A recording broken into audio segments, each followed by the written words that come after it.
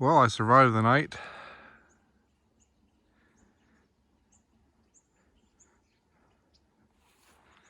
I can't say it was a quiet night though, but no suspected Squatch activity. It was actually some other things. So just as I laid down in my tent, this big noisy truck comes up and like turns around. I mean, I could hear it coming for miles. It sounded like it was pulling like a metal trailer or something, and it was banging and bouncing. And they pull in and turn around just outside my campsite.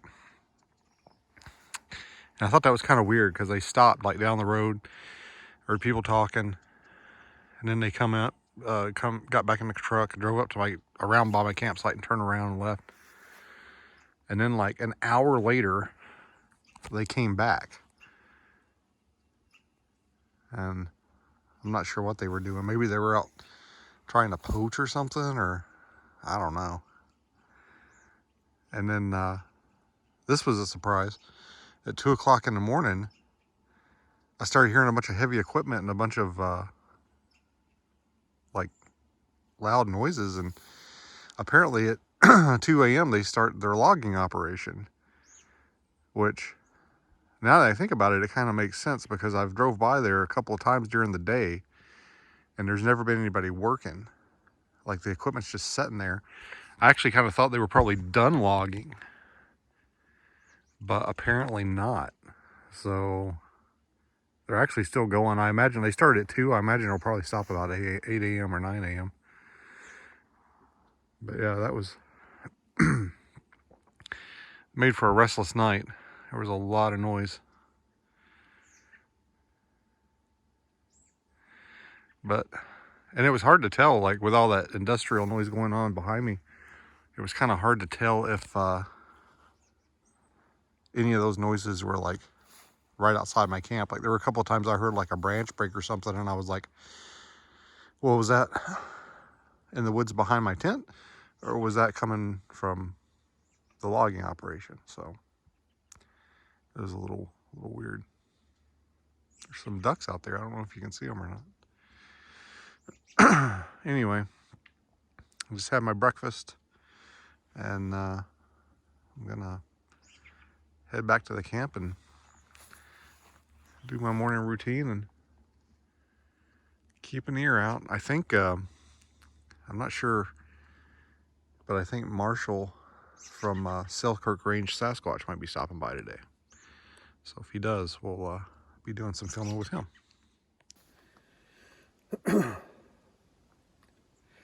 All right, so it's afternoon of day 2, and still waiting for Marshall or Will or one of those guys to show up. Just kind of chilling, biding my time. But had something interesting happen. Remember, I said that I heard this real loud vehicle come through last night, and it was like metal and clanging, and it reminded me of like the sound like a cattle car would make, like a big metal trailer. Well, just a few minutes ago, this gentleman comes by on a side-by-side, and he stops and he says, hey, have you seen any cows? And I kind of started putting 2 and 2 together, and I was like, well, no, but I did hear something that sounded like a cattle car go through last night. And he goes, that was me. I was looking for my cattle. I was thinking maybe somebody might have stolen his cows or something, but it turns out it was him looking for his cattle. He's lost about 13 head. And so we chatted for a little bit, and I noticed on his side-by-side he had some Bigfoot paraphernalia, some Sasquatch paraphernalia, if you will. And so I complimented him on it, and I showed him my tattoo, and I'm like, you know, I'm out here looking for squatch myself, and he told me a pretty cool story, a pretty interesting encounter, and he let me record it on audio. So let's take a listen to it because it's pretty cool. 4 or 5 years ago or something. We're building logging roads up in there, and my buddy's running dozer. It's about 4 o'clock in the morning. We just got to work. He's paddling up the road that we just built we're start building road again, and he got hit in the center of the chest with a rock. Not a big rock, just a pebble-sized rock. Hit him right dead square center of the chest. Hair on the back of the neck. Freaked him out. I flipped him shit for a year. It was a year later I was doing the post-haul maintenance, going and closing all the roads up, grading them all smooth and everything. I flipped him shit all year long. Oh yeah, sure, got hit, whatever, John. Well then, I'm running the grader, and on those John Deere graders, the door's only about that big. Yeah. I'm driving along, about the same time in the morning, about 4 o'clock in the morning, headed up where I'm headed, and I got hit in the center of the chest with a rock, came in through the door.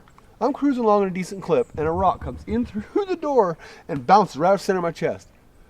And I went, oh, no shit. Same exact place. Right within the same mile of road we were building. I got hit right in the center of the chest from a rock. Didn't hurt, Yeah. but it definitely got my attention real quick. And up until then, I was pretty skeptical. After that moment, it's like, yeah, there wasn't nothing else gonna throw a rock. There was nobody out there at all. No how, no way. We're 20 miles in off the pavement, you know what I mean? We're way in there. Yeah. And it bing right off the center of my chest, and I went, oh, really? Huh. And just went about my day. But it was definitely eye-opening. Yeah. For sure. Because it was like, and then the grader broke down. I had to walk out that night, like 4 God. miles out to my pickup. Yeah. Oh, well, we were out here when we were filming that documentary. One of the guys with us, he's like, oh, this is before they logged any of this or anything. Yeah. And he's like, let me out. I'm gonna walk back to the camp. And I'm like, are you out of your damn mind? But he did it. He made it. But oh yeah. Yeah. Well, I've been out. I've been out in these woods my entire life. I've been here 45 years, born right in Stevens County, and I've never carried a gun or nothing out. Just keep out your business, and I've never had any issues at all, huh, dog? Except for you trying to run away, jump out of rig, stay. She's about half scared of this thing. I don't know why. Huh. Sit down. Sit down. So Marshall and I are out on a little jaunt here, and we're following this on and off again trail, and we found this tree arched over like this. I'm gonna take a look at it here in a second and see if I can figure out if it's how far in the other side in the ground it's stuck in over there. But that's a pretty good size arch. Hey, Marshall, can you walk forward just a little bit so we can get some scale? Yeah. How tall are you? 5'7". You're 5'7", and you can easily walk under that. Oh yeah. There's the root of the tree, and here's the other end over here. It looks like it's just growing that way. Yeah. That's kind of weird.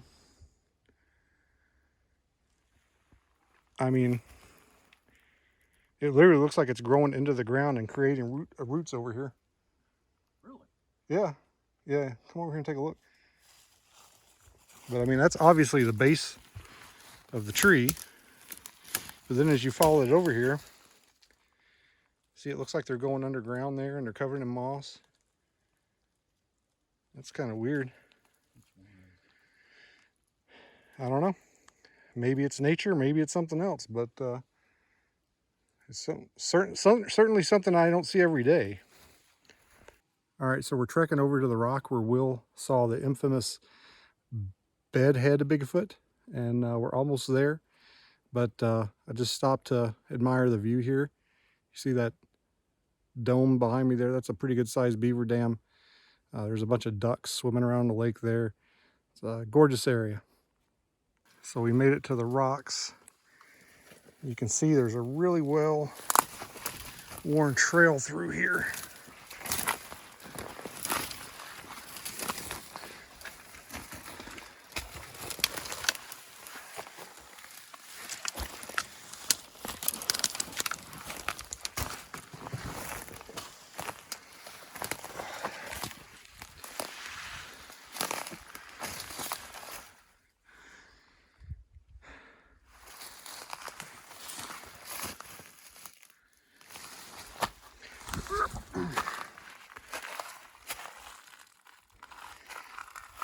Well, if he said it was to the... Oh,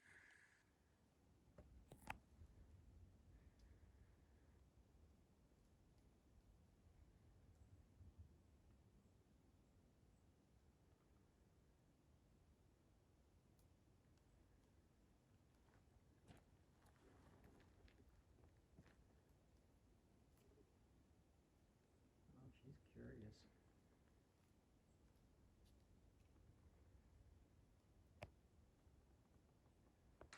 All right, Marshall, what are you doing? I'm experimenting with an idea to see if instead of using audio call blasting or something, you know, to create curiosity with the Bigfoot. The idea is to use a visual of different colors to see if we can see if that attracts them. You know, it's just an experiment. Try it out. All right. I should probably go set it down by the water. And the gate's locked. There's not other campers, right? No, there's nobody here.